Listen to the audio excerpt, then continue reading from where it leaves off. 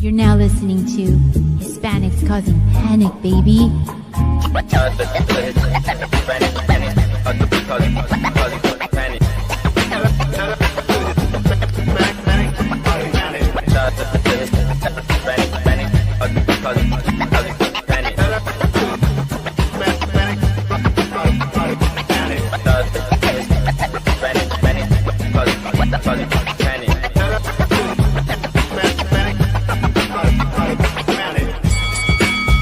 Let's do this.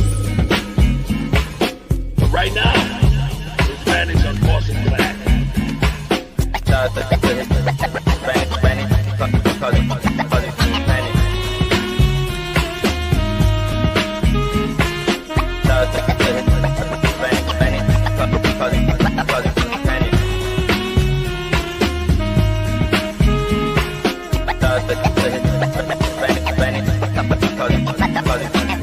But right now, Hispanics are causing panic. See how it goes? Hispanics are causing panic.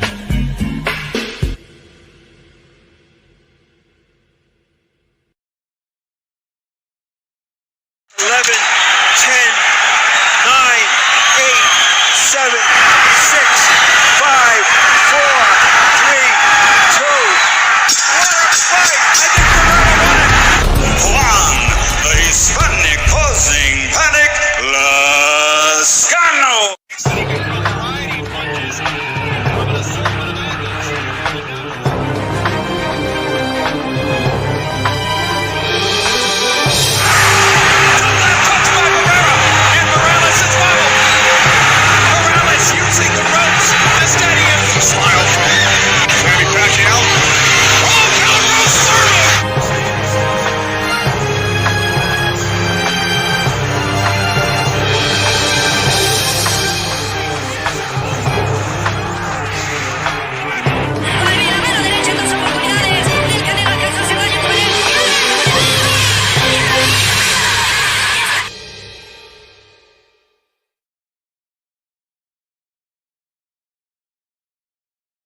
And thanks to those joining me live and those that will be joining me on the archive, D style here. If you're watching right now, hit the like button. If you're watching on the archive, hit the like button. Hit the, the notification that we're notified every time D style comes on live. Hit the subscribe if you like the content. Appreciate everyone that's here. Ever Gomez is already going ham on the chat. We will get to that. We're going to be talking about Tszyu, what's going on over there down under in Australia. Some thoughts on that and some thoughts on his fight, his win, and just to follow up on some of the stuff I was saying earlier in the week. And, of course, Bud Crawford has announced his retirement from the sport of professional boxing. Is he really gone? Will he be gone? And if he is gone, what are my thoughts on that? We will touch on that, of course. I'll have I should have a guest coming on as well so we could speak on that. And of course, also Jake versus Anthony Joshua. For what it's worth. I'm not gonna do this thing where I'm breaking down the fight, pretending like it's some legitimate thing to talk about. We're not gonna do that, but those are the things we're gonna talk about. So stay tuned. It should be a great show, by the way, right? And I'll repeat: throw a jab at the like button, throw a right across to the subscribe, a nice uppercut right at the bell, hit the all right. That's a nice 3-punch combination. Kane Mack in the building. How you doing? Appreciate you being here, brother. Salute to you as well. If there's any Australians watching, let me know. I'm interested to know, by the way, what they think of my take. Before I get to Tszyu, just something that's, I don't want to say it's bothering me. I'm not going to say that, but it's kind of annoying me, I should say. And I've noticed it a lot with No Limit cards. I've been noticing with just in general, like No Limit. They're not the only ones, but just some stuff I've noticed, and I'm just kind of like, I just reached a point where like I'm kind of done with it. Like, you know what I mean? So I'm gonna share this here, and And you guys tell me, what do you think? Like, I don't know. Maybe it's just me, but yeah. So here is, let me go to the beginning, by the way, before we even do anything. Okay, let me go to the very beginning here. And so we could go over it. But and I agree with Eric Goldman. Make sure you punch that like button. All right. And I'm going to show this and then kind of tell you guys what I think here about this.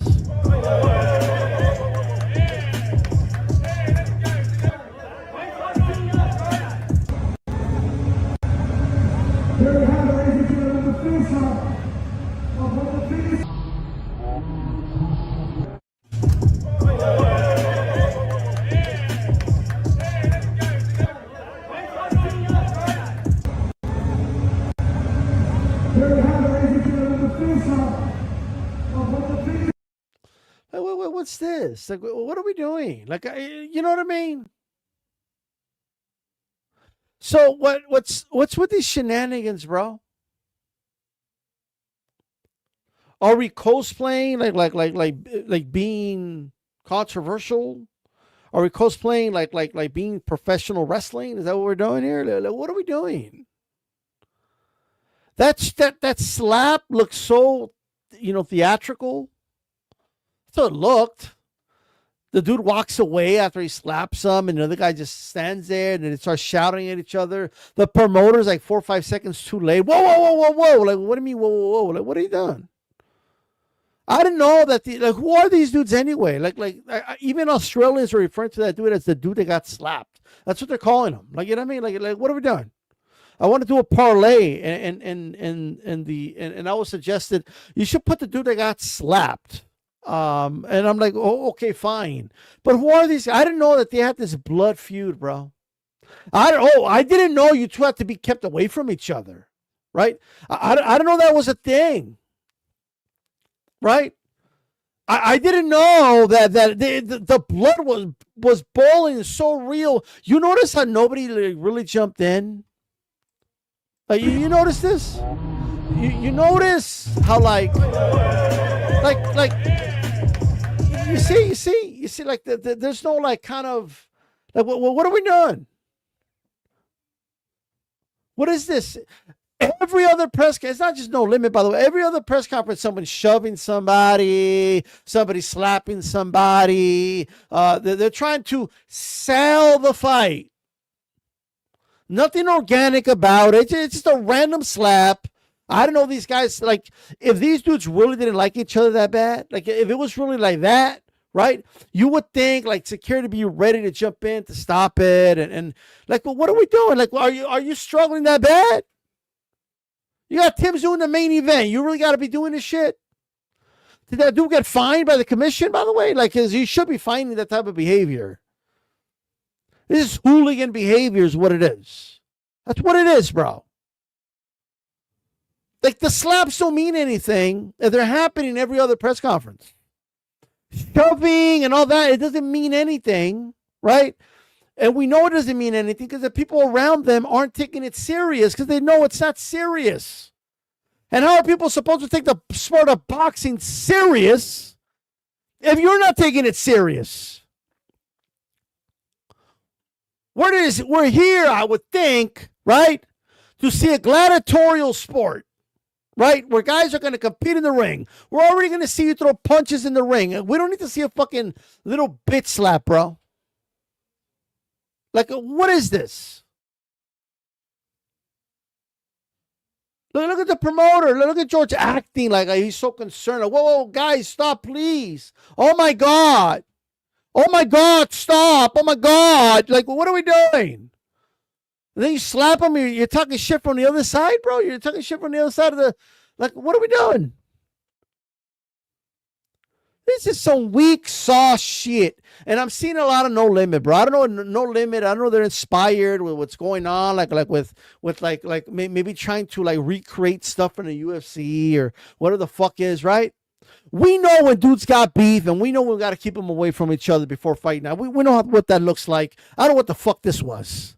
This was some weak sauce shit is what this was. Oh, I'm going to slap him. Oh, you know what didn't happen?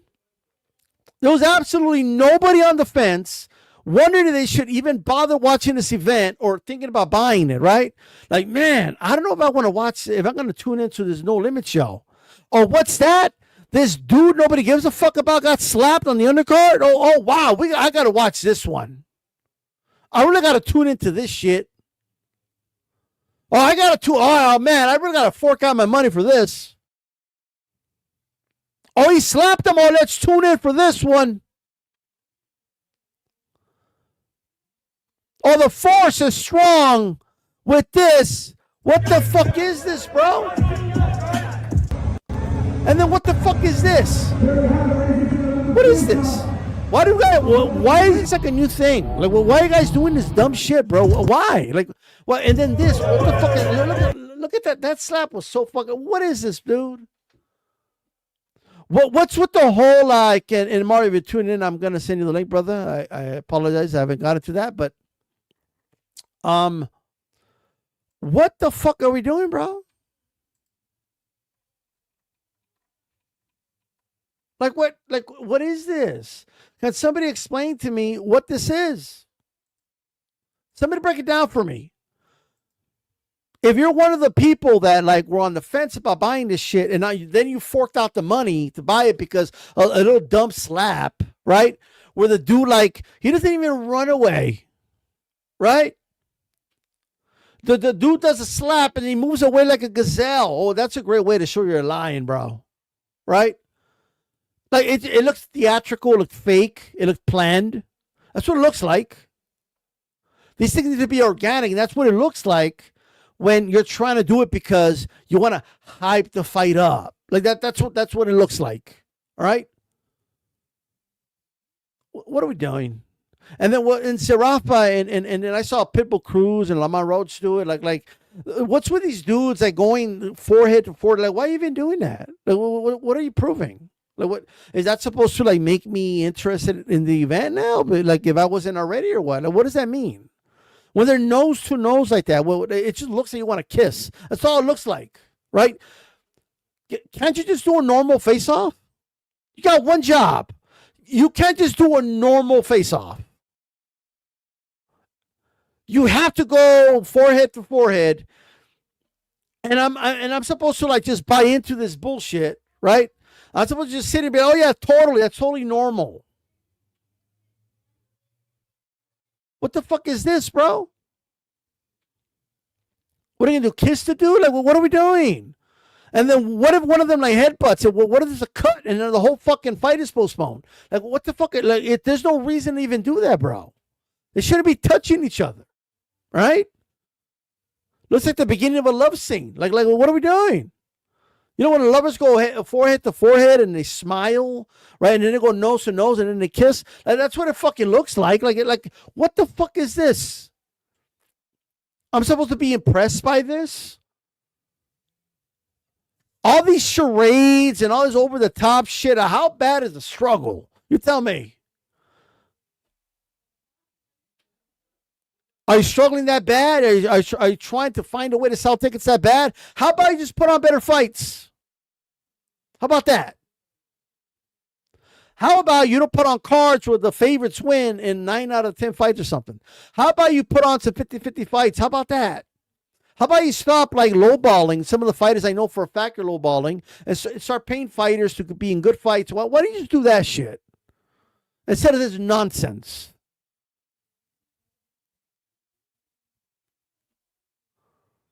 Let me go forehead to forehead with you. Like, I really want to do this. What in the fuck are we doing, bro?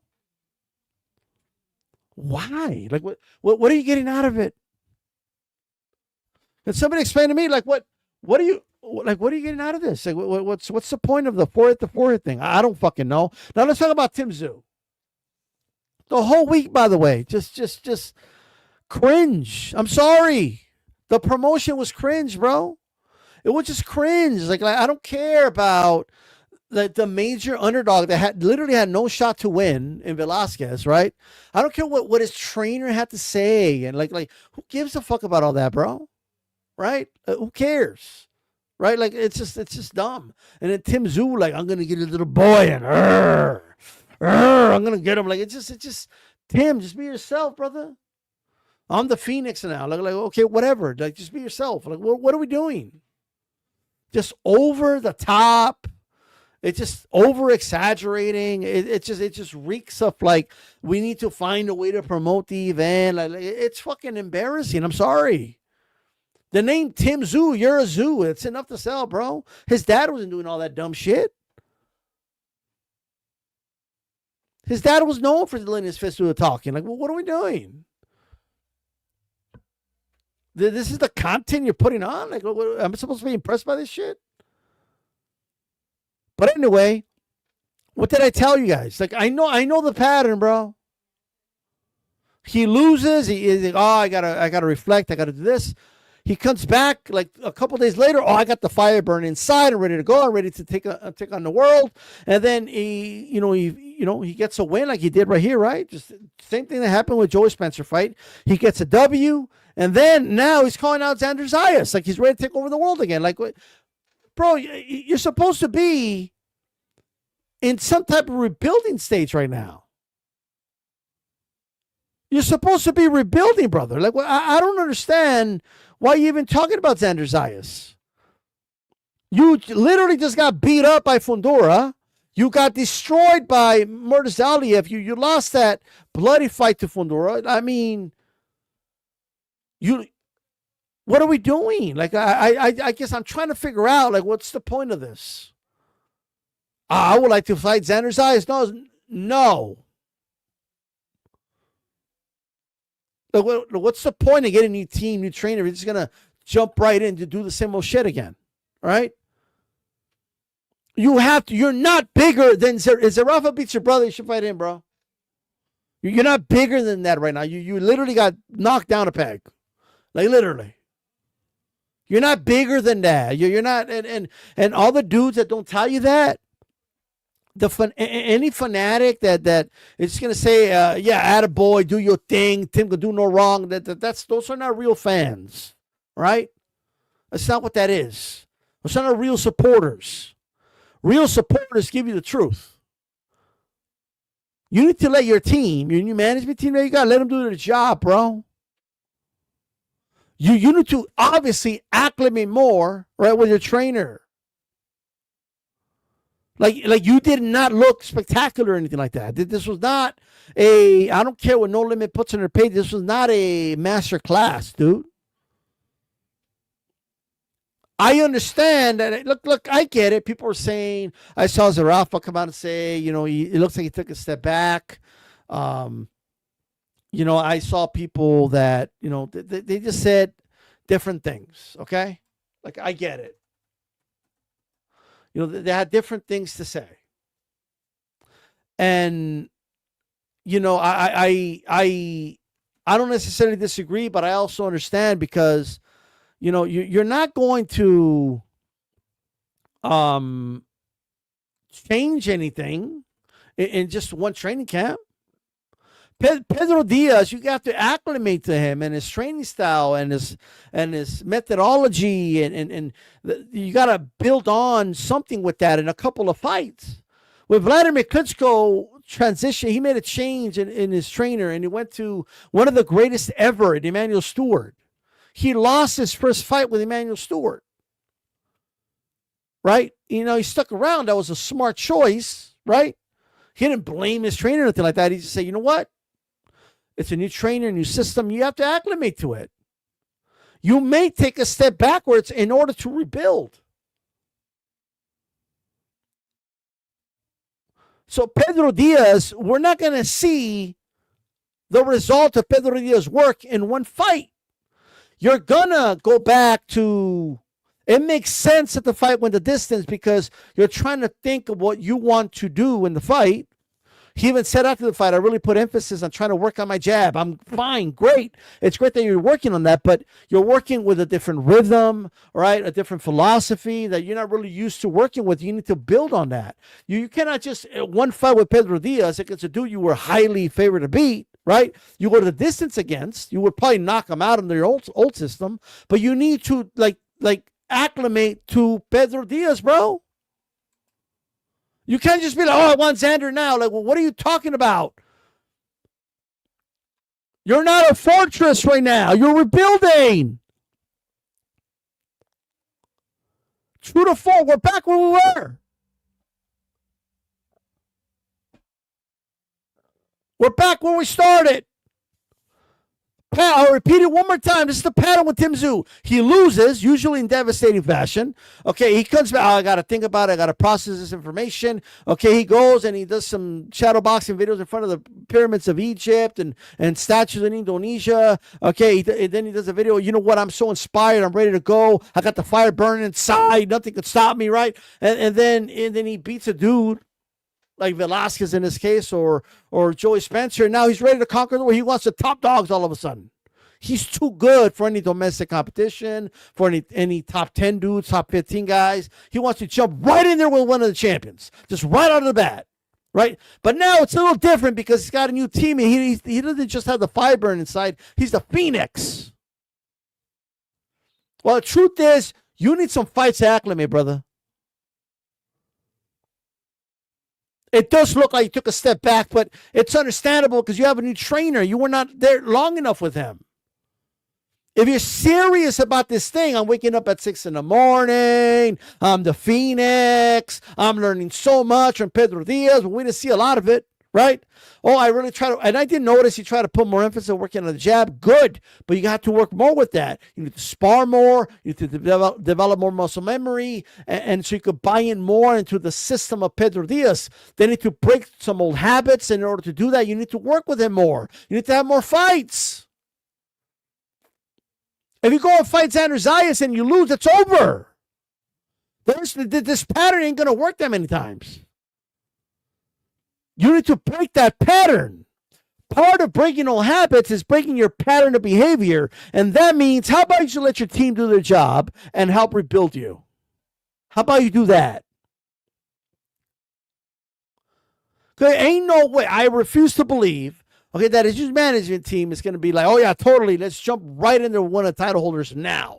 Right? And I get a lot of people arm bot on Xander Zayas, but I'm going to tell you right now, if Tszyu fights Xander Zayas next, he most likely loses that fight. But if Tszyu, right, goes through the process, right, and doesn't think he's too big and bad to fight guys at a lower level, to start rebuilding, to start, getting more acclimated to the system of Pedro Diaz, right? That's the whole point of changing a trainer. Well, what's the purpose of changing a trainer if you're not even going to acclimate to him? If you're not going to allow him to go through a system here, through a process, what's the point of it? You're not old as shit yet. You got some time. So that's the cold, hard truth. That's just the reality of it. Right? You're not too big for Keith Thurman, brother. You're not too big for the plans that they've had for you, brother. You're not too big for these things. You need to go through a process. Mario Munguia, Prevent Fighting Hub and Facts in the building. Hit the like button if you haven't already, guys. How's it going, Mario? Oh, champ, you know me. You know me. Just another day. HCP, you know me. Live stream. You know what I'm saying? Did Abe Gonzalez's show earlier today. So you're saying you're down with HCP is what you're saying. That's right. I've know always me? been with HCP, right? We're too sweet and everybody out there. Shout out to Hispanics Causing Panics. You know what Mario, I'm saying? two fruits of thought. I don't know how much you've been listening while you were coming on, but Yeah, I've been listening. okay, what are your thoughts on the constant over-the-top shoving, slapping? No Limit is one of the worst at it, but they're not the only ones that do it. And then all these face-off where dudes are like forehead to forehead, nose to nose, almost lip to lip. When they say they're gonna get it on, it looks like they're talking about some other shit and not about fighting, right? What are your thoughts on those things in general? Listen, I think that, as you've obviously said it, No Limit's the problem, but it goes beyond that, right? For someone like you that's been in this game as long as you have, we have seen the data, the trends, right? And for someone like you and I that are trend recognizers, right? We pick up on these data points. It is very, very clear that the secret is out. And I don't think it was ever a secret, right? But ultimately, if you don't have that real beef, if you don't have that narrative, right, that storyline program, you know what I'm saying? That kind of like Bret Hart, Shawn Michaels shit, where it's like, oh, this is a feud, this is a heat, this is real shit, real stakes, right? Complex. I mean, it gets tribal at times, right? But in America, you know that the golden rule is you can fake it till you make it. And a lot of these guys have essentially seen the blueprint that others have laid out before. And it's like, all we got to do is fake the funk. You know what I'm saying? Like, I could just come on here, you know, me and D, we're going to promote a fight. I'm going to start getting up here. And you know what I mean? Like, it's the same rhetoric. It's the same shit over and over. And I just feel like it's so stale. You know, it's so stale to try to act like the tough guy. And I think that the problem is you got this batch of young kids. Give me, and essentially that's all you do. So give me a reaction, right? We want a Mario Munguia reaction to this. All right. Let's start from the beginning. All right. Hold on. Give me a second so we can get the right reaction. Hold on. There we go.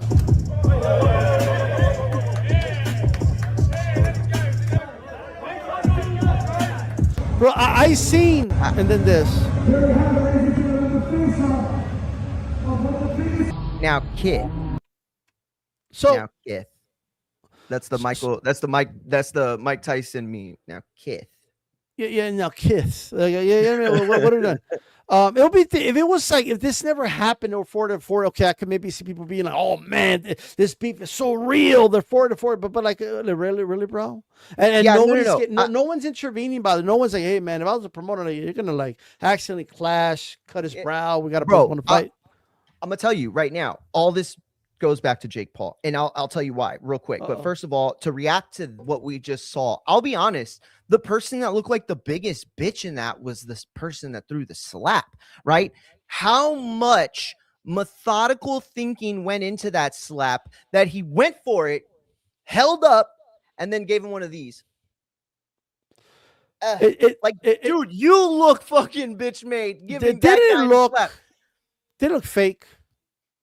I mean, a little bit, sure, but I think that's kind of what the place I'm going, right? Jake Paul, if you'll remember, when he was about to fight Tank Davis, right, a lot of attention was being paid to the press conference. Why? There was a moment that has lived on, even though this fight didn't happen and the fight will never happen, if you ask me. This moment will live on, where Paul essentially made a reference to an old Floyd Mayweather line that he was promoting with Tank. Tank caught it and he says, "What? You're really doing scripted shit now. This is really, really scripted, ain't it?" It was the first time that anybody had actually called back to any sort of, and Jake had been doing these things. Anybody you go and you look up, he would have these little like bars. They didn't rhyme, but they were these little innuendo metaphors that were meant to trigger his opponent or meant to, troll him. And when you saw Tank react to it the way he did, it kind of broke the mystique. And now I wonder how many fighters out there think it's all scripted, right? Hey, let's go out there. We'll give them a show. I'm going to give you a little slap. And everybody's like, "Oh my God." At the end of the day, who was it the other day that said it? I can't remember who said it, but somebody said it on the Sean Porter podcast. They said that at the end of the day, PR is propaganda. The person that invented public relations is also the person that coined propaganda. So public relations has always been propaganda, and all fights are PR. I worked for a public relations. I know for a fact very few times we even talk to these fighters. We just give out, quotes and try to make it look like real heat. So here's the thing. Were you able to watch highlights or anything of the Tszyu fight? I saw a little bit on X, and that's it. I didn't get to see the fight. Okay, that's fine. What do you think about Tszyu? He's already calling Alexander Zayas. He wants back in the mix. What do you think about that? Or should he instead go the path of rebuilding, to continue the rebuilding process? Listen, I think that the hate that Tszyu gets is so crazy to me. Here's a guy who has basically tried to fight everybody. Here's a guy who said, no, I don't give a fuck what they do in boxing. This is what I'm going to do. And I want the best, and I want to fight the best. This guy had a name like Chavez, and don't get me wrong, it's not as big as Chavez financially, but he could have gone and stayed in his home country and taken soft touch after soft touch, built his money, built his bankroll. You know, I'll remind those of you that have been around long enough of a guy named Chris John.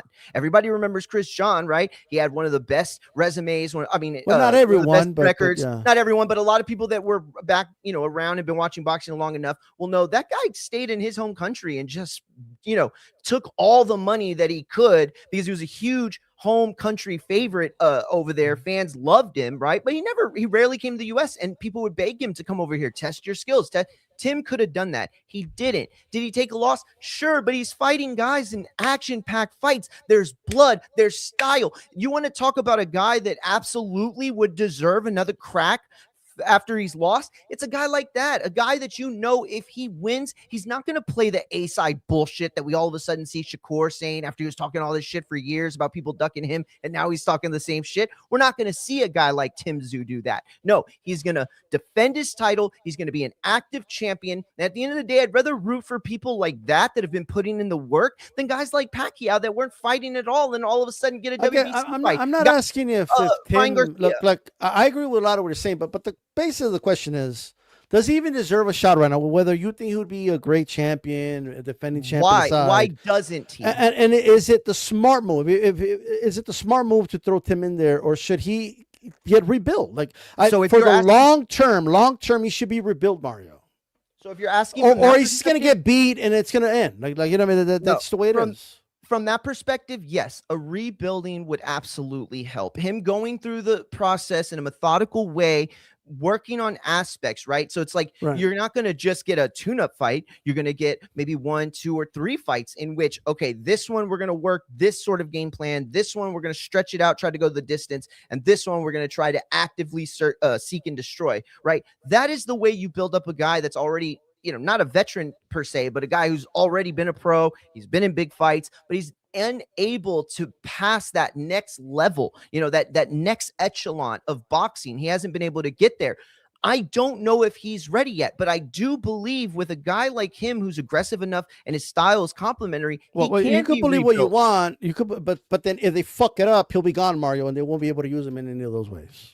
That's what I'm saying. Right. And so I would do that. I would methodically bring him back in careful placed fights. But if you're asking, does he deserve it? Absolutely, he deserves it, especially compared to some of the gifts that are being given out by the WBC. There's a lot of gifts being out there, but one wrong doesn't make another wrong right? I don't know if the shot is wrong. My thing is, I get what you're saying. I'm just kind of going somewhere else with it. But I get what you're saying. Look, to the guy in the chat saying I switched up on Tszyu. No, I call spades.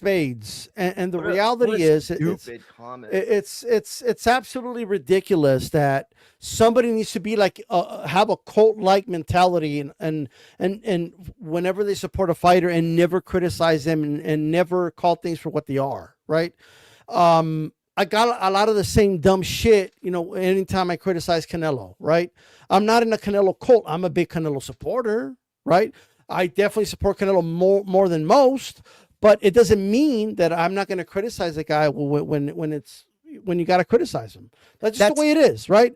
If I'm calling out and factually calling out the pattern of Tszyu, he loses. He says that he's got a long time to think about it. A couple of days later, he says he has a fire burning inside, and then he wants to go back in there against the top dog, and then he loses, and then the same pattern continues. Yeah, it sounds to me like it's a pattern he needs to break, right?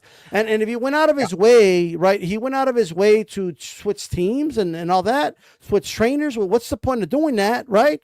If you're just going to jump in there and just do whatever you want anyway, right? That's all I'm saying. I think that's pretty factual. That's not switching up. I want the guy to be successful, and in order to increase the likelihood of success, he needs to go through a process. He was broken, bro. He was destroyed by the Russian, right? And he quit on his stool in his last fight. You don't have a fortress. You need to rebuild. So go through the rebuilding process. That is just a real like thing that needs to be said. Like that. No. That's not trashing anybody. This Let's guy's keep it real. this guy's a fucking snowflake, bro. First of all, like keeping it real is keeping it real. If you want to follow fan accounts, stan accounts, then go be that guy. But this era of 2025 in everything, sports, politics, art, music, it's like we got to draw the line and then you're on one side or the other, right? You can't be a fan of two guys. You can't say things that are real and genuine because you got to be in the cult. Right, you got to be in the cult, and the cult doesn't let anybody say anything bad about anybody. It doesn't mean I don't want to see propaganda. Z Styles isn't his fucking PR machine. That's a weirdo thing to do, to come on to other people's shows and essentially wait for a moment when you can try to get a gotcha, but then essentially all you're saying is, hey, you're being too honest. You're not sucking enough dick right here. Like, suck dick the way I do. That's what the message. Like, at the end of the day, Mario, at the end of the day, it doesn't mean I'm not a fan of Tszyu. I'm still a fan of Tszyu, right? I heard you say and I definitely I want to see him be successful, but we got to call spades here. Just the way it is. Right, bro. I appreciate that shit. As a fan, I appreciate that I can come to a channel like Hispanics Causin Panic, right? And I can get the real deal, right? I'm not going to this other place that's telling people, oh yeah, you switched up. You switched up. You switched up, bro. You switched. You're being fake, bro. You're being fake. You're being fake by telling the truth, bro. Why are you telling the truth? That makes you fake. You fucking He said dump on him, bro. Dump on him. Dump on him. That's what you think is going on right now. You're talking about having someone on the channel. You can call it. You can call it whatever you want all the time because they've been on your channel. Let me say this. Let me say this. Dude. Let me say this, Mario. But Martin, let me say this. Like, people can call. Look. At the end of the day, if you want to go see somebody, do some fellatio on fighters, no matter what, then go watch another channel, brother. Right here, if that's fake to you, that you don't do fellatio no matter what, that's fine. But I'm gonna keep it moving. All right. You can stay on a soapbox and your little dumb shit all you want. We're going to call spades here. It doesn't matter who it is, right? With that said, yeah, like this guy's a troll at this point. He's just trolling. You know what I mean? Like, it's funny how, like, when I keep it real, it's a switch up. But when I was praising the guy when he was doing great things, it was kissing ass. Like, you can't make up your mind. Like, this just, it doesn't make any sense at this point, right? So it is what it is. With that said, yeah, this is somebody that knows me and is being a troll on a troll account. Like, it is what it is. I'm sure that's like, just come on your real account, brother. Like, I think I know who you are, by the way. Just come on your real account and you're banned. Like, just somebody ban him. We're done. We all know Mauricio Suleiman. So with that said, whatever Wrench bans him, and it is what it is. I think I know who it is, and you'll be surprised that I know who it is. So it is what it is. With that said, let's keep it moving. We're going to keep it moving. Keep it moving. Terrance Bud Crawford has announced his retirement from the sport of boxing, Mario. Right? That's what we're going to do. Right? You wrenches suck, bro. I'm going to take off a lot of wrenches. You guys don't do your job. I'm just telling you right now. I told you guys what to do. Like, what do I have you guys for? What do you have a wrench for? Just so you can look pretty in the chat or what? What are you done? I'm gonna if I don't people that I don't see do shit, like, I'm gonna take it away, brother. You know what I mean? Like, what? It's not just there so you can, I guess just look pretty with it. Like, I'm just saying, right? So, Bud Crawford has retired from the sport of boxing. A lot of people obviously have a lot to say in the chat. They're entitled to their opinion. But what do you think, Mario? I think that he's going to go down as one of the greatest of all time. I think that this is a very good move when you talk about setting trends, right? There was once upon a time where Canelo was fighting more than once a year, right? And that was a trend he started setting as the cash cow in the 2010s, mid 2010s, sure. Fighting multiple times, right? That was something we didn't get from the Pacquiao and Mayweather era.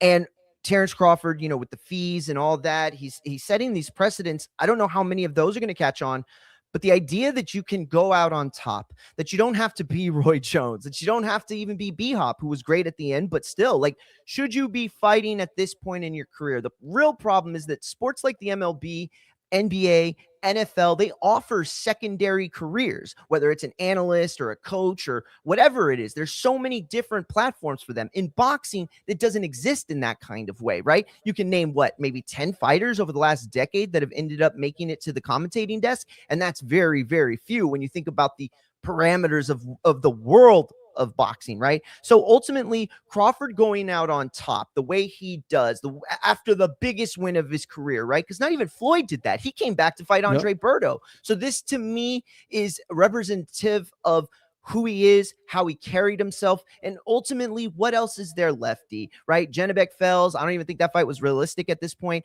Verge, Ennis, are they even going to fight? If they do, what does it look like? There's so many aspects of this that are complex, but ultimately, I think Crawford is serious right now. Does that mean he's going to be serious about retirement in 2-3 years? I don't know. I could see a Floyd Mayweather exhibition, a Pacquiao exhibition, plenty of other things that he can continue to do. But for now, I don't think he's a vital fighter because he's retired, really retired for now. Is he?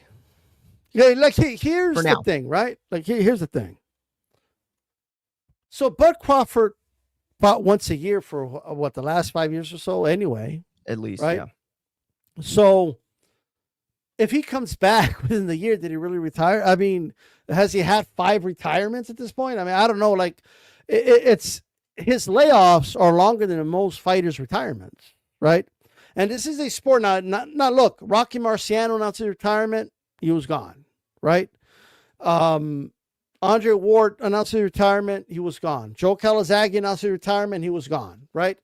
Those are the only guys I could think of that announced a retirement off the top of my head. Anyway, I'm sure there was others, but that announced a retirement and literally one time and never came back, right? When it comes like Floyd Mayweather, if you remember, announced his retirement with a heavy heart. Then he came back like a year and a half later and fought Marquez. So plenty of guys have retired before. And I think De La Hoya is another guy that announced his retirement and he was gone, right? But then, like, obviously it's like I believe him, but I also don't think it means he's gone forever because there's too much money on the table. There's way too much money, bro. What fights are the big money fights, you think? The rematch with Canelo. The Canelo rematch. Oh, okay. So just the rematch with Canelo. If they're going to give him millions to fight, if he wants to fight Lara, it's right there. I don't know how much he'd get. What do you mean you don't know? You don't think Turkey is Sugar Daddy will give it to him? Not for a Lara fight, maybe for Shiraz. Turkey is the sugar daddy of all the boxers right now, bro. But I don't think he's interested in just putting on fights. I think he's interested in putting on fights that essentially add to. Mario, I'm not saying you're doing this, but everyone's doing this. Everyone's overthinking it in an era at the moment, anyway, where you don't have to overthink it, right? I think you're wrong about that. I think you absolutely have to overthink it. No, you don't. Like not the specific thing I'm going to say. Right. Okay, go ahead. When people say, I just don't know that fight will bring in money, or I don't know that's a fight people will really care about, or see that would make sense if we didn't have Turk Al-Sheikh, the sugar daddy of boxing. Okay, he's all these boxers' sugar daddy, right? So he's gonna fork up the money. So and if people don't really like the fight or not, he's going to fork up the money, right? There's money for Bud Crawford, tens of millions for him to make right now, right? Mario Munguia, he was the most Googled athlete in the year 2025. Wow. That's a huge. Not boxer, athlete. Okay, he's on Forbes magazine covers. He's on top of the world. He's coming off the biggest victory of his career. Look, he's coming off a win over Canelo Alvarez that I could see a lot of dudes in the chat are salty about. Look, I was going for Canelo. I wanted him to win, you know, but at the end of the day, I'm not going to be so salty. Like, you know what I mean? It is what it is, you know? I get it. Shout out to Major Key. He says he wished he had a sugar daddy. Okay. But yeah, I think it's very possible he's going to come back, even if he means it. I think he's going to come back. Do you think it's more likely a professional bout or like an exhibition thing? I don't know, actually. I could see. I think an exhibition will happen regardless. Maybe, I don't know. Okay. But So- I just think an actual fight. I think it's more likely that the So let me ask exhibition you thing this. has been so overdone. I agree. Right, that agree. I don't know if those are going to be things in the future. But I don't know if the casuals are over it yet. Let me ask you this, though. Okay. Serious question. This came up on the show with Abe and Zachary Ochoa. Shout out to them. Shout out to Jay. Mhm. Listen, the way I see it is Bud is a competitor. He has been one of the most fierce competitors. And what I know about competitors, when they walk away from a sport, when they walk away from something that they do really well, there is this itch that has to be scratched, right?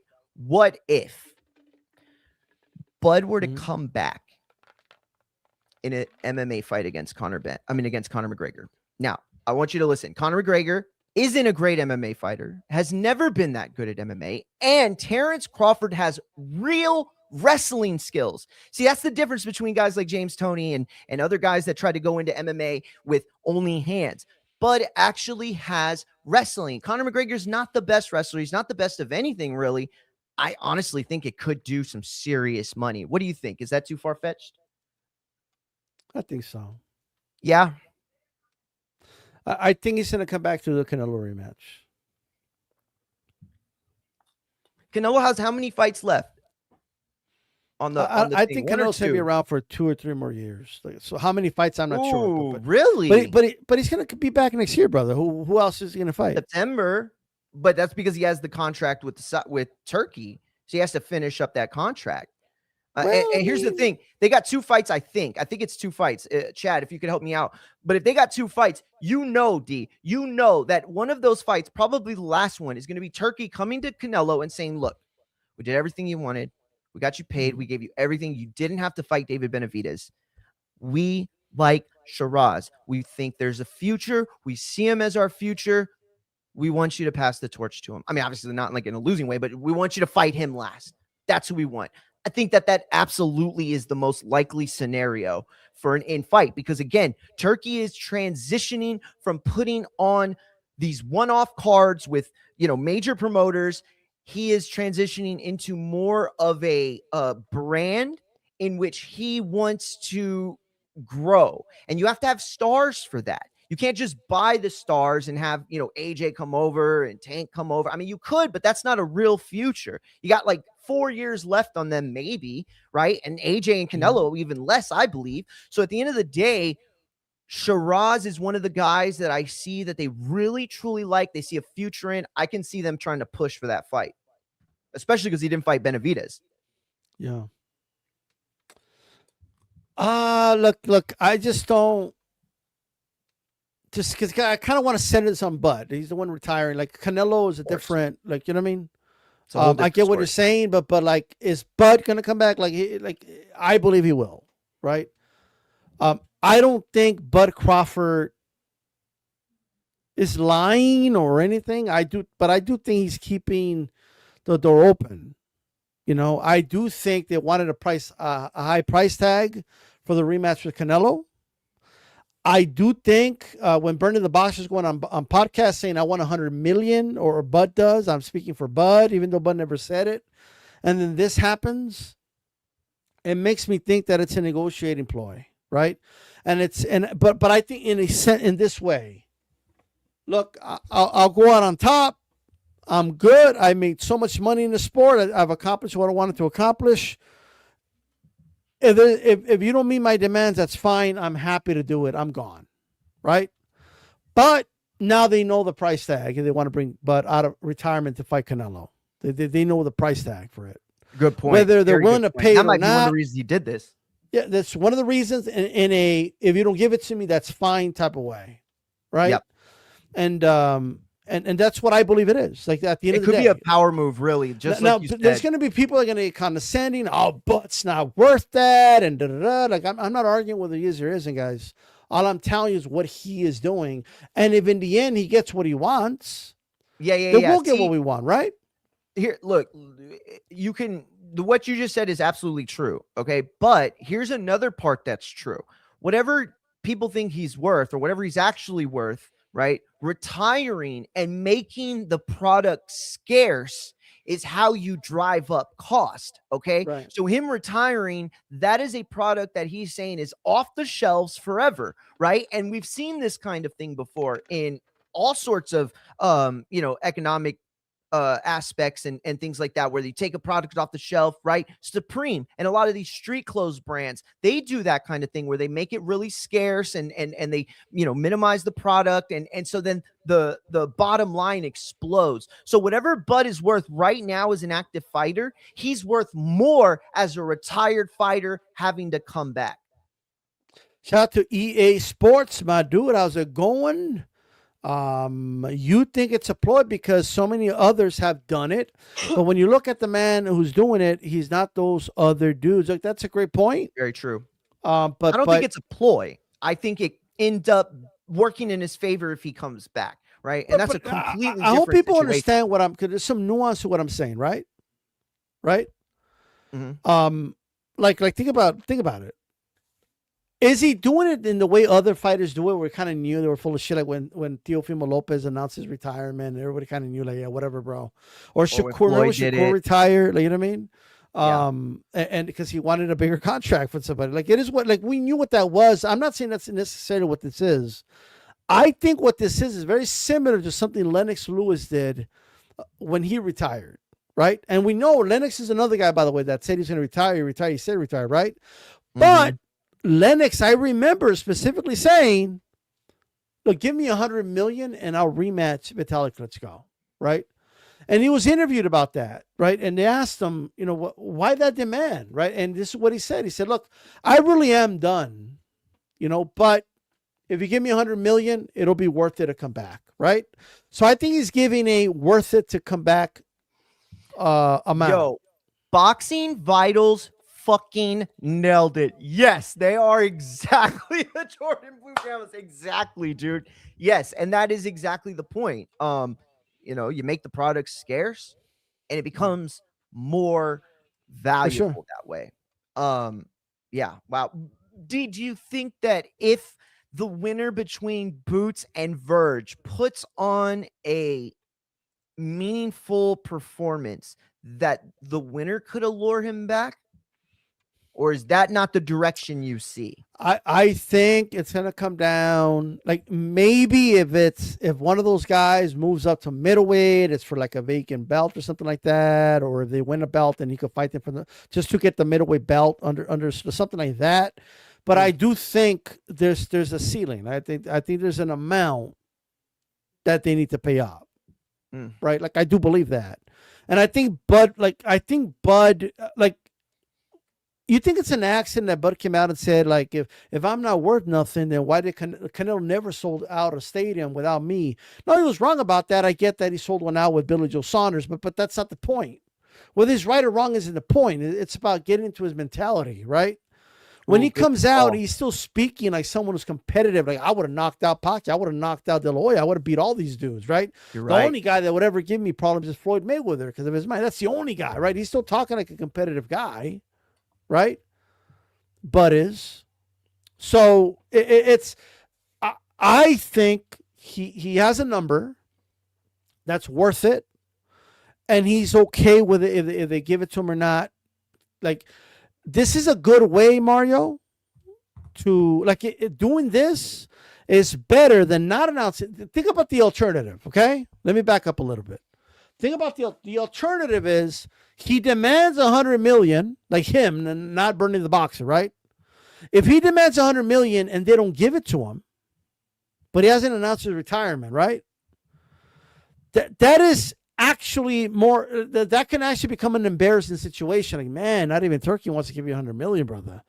Like, you know what I mean? And so in order to not deal with that, well, I'll just announce my retirement. I'm happy. I accomplished everything I did. He owns the narrative that way, right? He controls the narrative. The narrative is I'm retired. The narrative is I'm happy. The narrative is I accomplished everything I wanted to accomplish, right? And guess what? It's a real narrative. It's a real thing. It's not even made up. It's real, right? And he's content and happy. But guess what? If you want me back, you better make the offer. You better make the offer very worth it to get me back on the shelf, right? To get me back in the ring, you go make the offer to me, right? And instead of me making demands, right? I think that's what that is. And I don't know. I think that's spot on. I think that's a fair assessment. I believe that you're probably on track. I think the thing is this, right? Bud has alternatives. Bud has options that 99 or 98% of retired boxers never get. That said, though, I find something possibly interesting, right? Now, I'm not going to say that there's any sort of connection between the timing of the fees with the WBC and that with TKO. Bud and his team have come out and made it very clear that there was no connection. It was just all coincidence, and I'll take them at their word. That said, though, I could see TKO offering Bud a job at some point. You know, this is a company that is looking to expand in a way that very few companies in boxing have ever expanded before. Even PBC wasn't necessarily an expansion. It was basically a branch chopped off from the Golden Boy tree. So at the end of the day, we've also seen this before. And D, you've talked about this in the past. You know, De La Hoya, you know, after he left Top Rank and he started Golden Boy, one of the big ways that he was able to attract the big fighters and consolidate a major power out the gate and compete with Top Rank is he was giving guys like Mosley and Hopkins portions of the company, right, to draw them in. He was going to do the same with Pacquiao. And so at the end of the day, if TKO is kind of following that same suit, you know what I'm saying? That is a major way to not just give back to the sport, but a reason for Bud not to really even come back. You know, if there's nothing brighter than that. Look, you're probably right. The reality is only Bud knows his real intentions and all that, right? Well only said. he knows.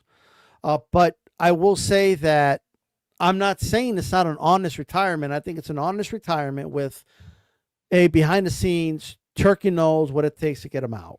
Right, to get him out of retirement. Well said. And this way he controls the narrative. Like, you know what? I'm happy. I'm good. I'm content.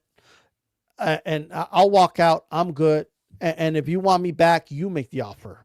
So I'll say, hey, Turkey came to me. He gave me an offer. I couldn't refuse. That will be the narrative if I come back. I'm not going to appear like a guy that's demanding money, right? And look like someone who's out here like just demanding and not getting what I want, right, at the end of the day. So we'll see what happens with that. And one more thing. By the way, if you guys haven't already hit the like button. Batman. Shout out JC too. For sure. Hit the like button if you haven't already. Hit the bell. That way you're notified every time D-Style comes on live. And of course, subscribe to Infighting FX here on YouTube for Mario. Make sure you support his content and all that good stuff. With that said, one more thing. Anthony Joshua versus Jake Paul. I'm just going to say it. I don't care how this sounds. I know how it's going to sound to people, but You're picking Jake. No, I'm just kidding. the only way Jake Paul wins this fight if it's fixed. That's it. I don't care what anybody says. It doesn't even make sense that this fight is happening, right? It looks like it's going to happen, so me saying it likely won't happen, I guess I'm wrong about that, although it hasn't happened yet. But it looks like it is going to happen. I do think Jake Paul needed something after the tank fell out. They needed a name in order to get that Netflix money, and Josh was the one they put up. It's a no lose situation for Jake. Everyone expects him to lose, so if he loses, not a big deal. He could continue to do his thing. I'll admit Jake Paul has come further than I thought he would. He's gone through it, like from his genesis to now. I remember a lot of people picked against him when he fought that basketball player because the basketball player's a real athlete. Then he knocked him out. And then he started fighting former UFC fighters. People were picking the UFC fighters because they're real fighters, and then he knocked them out, right? And then he lost to Tyson Fury's brother in a boxing match, but now here we are, right? and he's coming off, a victory over Chavez Jr. And again, I think that alone means he's gone further than people really thought. Even though it's a coked up, undersized Chavez Jr., it's still a former world champion, and it's still a decent win, right? But this is a bit much. This is way too much at you. And I'm more confident about this one than the Ngannou fight. And I was very confident that AJ was going to blast Ngannou. Wow. I think I don't see how Jake Paul can win this fight. And quite frankly, all the people like from Teddy Atlas, I'm trying to think of the other ones. Like there's some boxing pundits out there that are saying things like, we can't count out Jake Paul, or Jake Paul has a chance, or they just want to keep that grift going, and they want some Jake Paul supporter numbers or something. And I just don't buy it. I think Anthony Joshua should squash this guy like a bug, bro. Like that's what I think. This is a complete mismatch, and just the fact that people are trying to compare this to like Douglas was a legitimate contender who had decent victories going into the Mike Tyson fight. Like, I don't understand why anybody would be making this comparison, but I don't know. If Jake Paul were to win this fight in any legitimate way, it would definitely be the biggest upset in the history of the sport. Like, I mean, that's how monumental this win would be if you were to get it, right? But I just don't see how it's going to happen. To be honest with you, my only concern, Mario, is two things I'm kind of not concerned about, but that are going to irk me. One, if he decides to carry Jake Paul, let Jake Paul go a couple of rounds and then stop him, maybe a TKO, but then Jake Paul gets to say, oh, man, I've only been boxing for 4 years, and I went 4 rounds with the former heavyweight champion of the world. And that's gonna annoy me, especially if I could see that he's carrying the guy, right? Or not teeing off when he should, and that's gonna annoy me. The other part is we're gonna go back-to-back years where Anthony Joshua is perceived as the savior of boxing by beating Ngannou and then beating Jake Paul, and he's gonna get all this praise and all this credit, right? When it's not like he beat like a legitimate top 10 dude or nothing like that. He's coming off a brutal knockout loss with Dubois, and then he's going to beat Jake Paul. Everyone's going to forget about it. Everyone's going to be happy because it was against Jake Paul, and people are tired of Jake Paul. And then they're going to be talking about this guy, fighting Usyk in a trilogy or some shit like that. But or the Fury fight, which I do want to see. But those are my thoughts. And one more thing: do you have an issue with Joshua, even if it's in just saying, look, if I got to kill him, I'll kill him, or whatever he said? I don't. I think it's just selling the fight. I definitely understand why people have issues with that. And I definitely think it's probably something fighters should refrain from. I mean, we've had deaths and we've had serious injuries in the ring. It's not a sport you play. But that said, I want to bring you to something that Ryan Garcia said. Ryan Garcia was on DDG's live, if you follow that guy, which I don't. And Ryan Garcia talked a lot about Jake and AJ. And he was asked whether it was a mistake. And he said, yes. I found it funny that Ryan Garcia said something specific. He said, Jake Paul played himself by trying to please fans, media, and everyone, which is really funny considering this is the guy that took the Tank fight and then claimed that, you know what I mean, all that shit. So ultimately, I think, oh shit, dude, can you give me like 1 minute? I'm just gonna let the dog out. Sorry. Sure, that's good. Who let the dogs out? Mario did. We know who took the dogs out now, by the way. You know what I mean? We're going to let Mario come back, finish his point, and I'm going to roll out, guys. But I appreciate everybody that tuned in. Shout out to Team Batman Boxing in the building. If you guys haven't already, hit the like button, okay? And just to address it, look, I don't mind if people come and troll. You can come and troll if you want, right? First of all, come as yourself if you want to troll. That's number one. Second, if it's not even creative and you're just doing it to like try to smear me or you keep repeating the same shit and it's not even funny, like, I don't know. Like, if I feel like it, I can like get rid of you. Right? Like, it just is what it is. If it hurts your feelings, I really don't give a shit. But I just don't care. Right? Like, you know, if you were here as yourself, then more than likely, or I would actually just let it be. But if you're gonna come as a troll, you're not even yourself. You can't even show your face, and you think you got to like it is like at least come as yourself. You know what I mean? Come as you are, like the Nirvana song. You know what I mean? By the way, we know who let the dogs out now. Who let the dogs out? But finish your thought, Mario. Then we got to roll out. Absolutely. Listen, I just want to finish by saying that it was funny Ryan Garcia made that comment despite the fact that he got played trying to get to the Tank fight. That said, 2 points I have real quick on whether or not this fight goes the distance. Now, I'm picking a 5th round stoppage.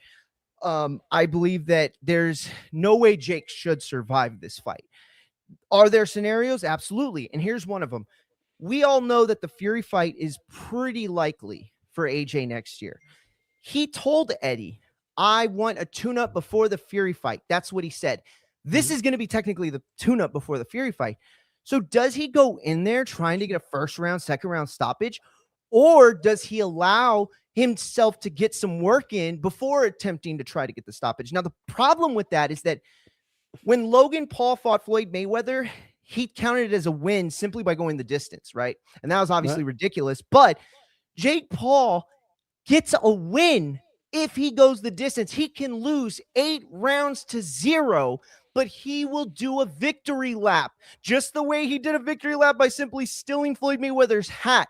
This guy will be his biggest cheerleader for anything. And so you are right about that, D, and it's going to piss off a lot of people. But ultimately, there's one reason that I think that AJ won't allow this to go the distance. Now, the Fury fight is still a big fight. Is it as big as it used to be? Absolutely not. But it's a huge domestic fight. How big of a fight is it in America? I don't know. I know it's not as big as it is in the UK. That said, if AJ is the guy to destroy Jake Paul, to put out a clip that absolutely takes his soul, that fight automatically gets a major bump in America. There is a reason to defeat Jake Paul in glorious fashion, and that is to build your next fight against Fury and have the American fans actually care. Well said. And which goes back to, like, everyone's going to be like, oh, look at AJ the Conqueror. But he beat like an 0-1 boxer and like an influencer. Like, and I know, and look, don't get me wrong. I think Jake is a real fighter at this point. It's fair to say that. I do cringe when people say he's not a real boxer. At this point, he's a real boxer. Okay. But you know what I mean? Like, he's going to have like all this glory, bro. Like he's going to get, what did Triple H say about Bret Hart? Like, oh, he wanted to go out in a blaze of glory or something like that. Like, AJ is going to get this blaze of glory. Like he's going to get all this credit, all this praise, and oh, he saved boxing. Yeah, AJ's the man. Yes, and like I still remember like how everybody they were just thanking Anthony Joshua for doing this for boxing, and they were already talking about a trilogy with Usyk, which I do not want to see at this point. I'm sorry, you already beat him twice, but it is what it is. But with that said, guys, I'm going to tune out.